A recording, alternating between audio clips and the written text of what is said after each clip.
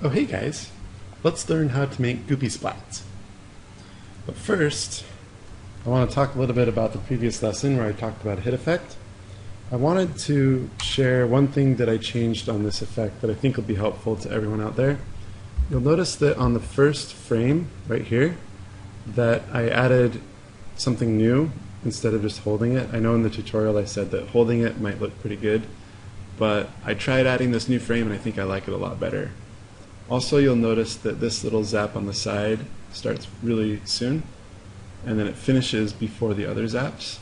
Second, you have this zap right here coming off, and then the third zap coming on the bottom right. So when I preview that, you can see that there's a much better pop at the beginning, and that the zaps are offset from each other, so the timing is different, and that just feels a lot better. So anyway, those are a couple of things that I wanted to share about improving that hit effect.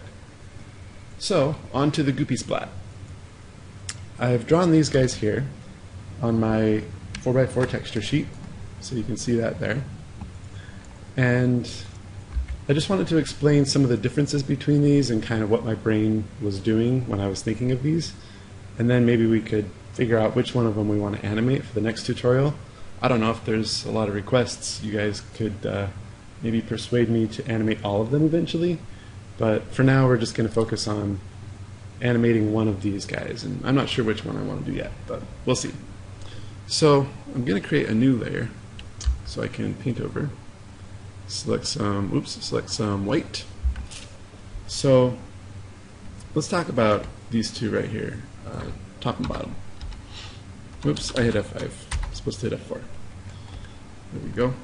So this is the first one I did, and I like it a lot, except it's got all this little detail, like all these little dots in here, and that's going to work really well if it's a really big splat in the game, if it covers a big portion of the screen.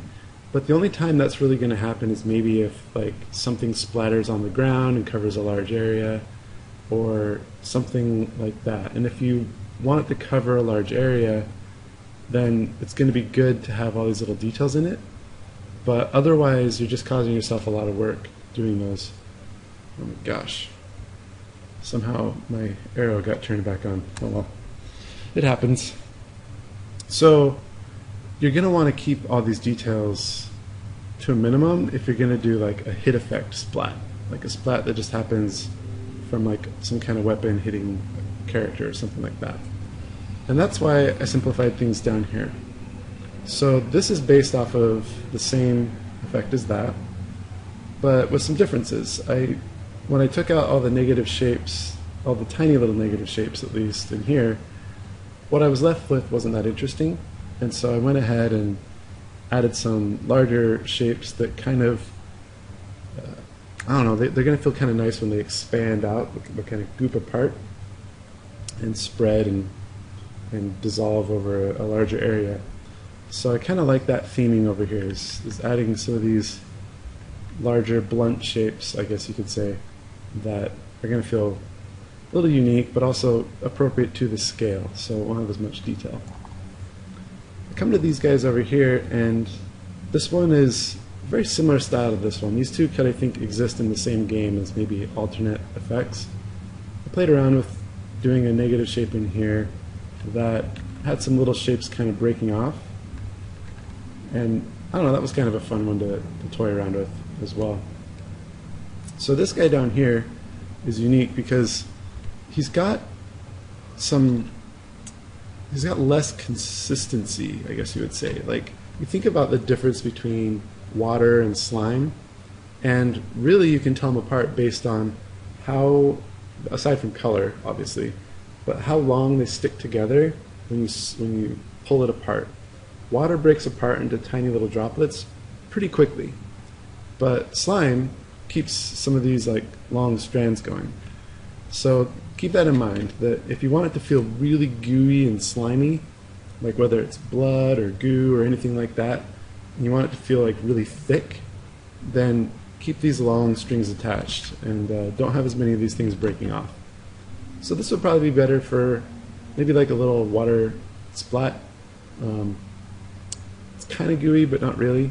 I mean, judged by how much it breaks apart.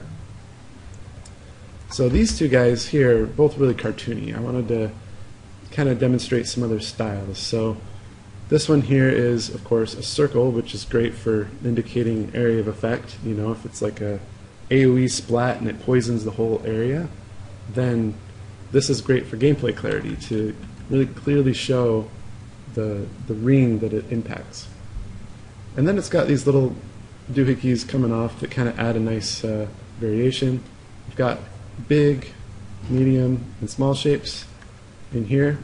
For reference on that, see the previous tutorial. It was like 4 tutorials ago or so where I talked about the style guide of shapes. And then I had some room in here to paint in, you know, some interesting shading that adds a little bit to the character of it. So that's one of the advantages of having a large area of rest, one big solid shape, is that you can play around with stuff like that. Here, this guy is really simplified and cartoony, and I didn't paint in any areas of rest in here because I just wanted to leave it very graphic and simplistic. It definitely would only fit in a very certain kind of game that was just super bubbly and cartoony and not really that realistic at all. Coming over here to these guys, we've got this splat here, which again, I think does the same thing that this one does. It indicates an area of effect pretty clearly. It shows, you know, about where everything hits, and I filled in some of these negative areas here with little droplets, so it still feels like that area is getting impacted. Again, I had some negative space in here that I could fill in, and I could play around with how thick it is as a plane flies over. I could play around with how viscous this thing is by leaving some of these strands in here for you to see. It really gives it that feeling of goop. And then we got this guy here, which is kind of the opposite of what we had over here, where there's no shapes in the center and it just bursted out from the middle. It's kind of a nova effect, right? So with the burst nova, sometimes, you know, the particle that you're doing in a video game calls for like a ring that goes out, and maybe it does damage as it goes out. So this would be something useful for that, right? You wouldn't want poking strands flying out. You'd want like a ring coming out and hitting the enemies as it expands. So yeah, these are some of the shapes that I've been thinking of for the next tutorial, where I'm going to talk a little bit about how to animate the goop splat, and hope you learned something.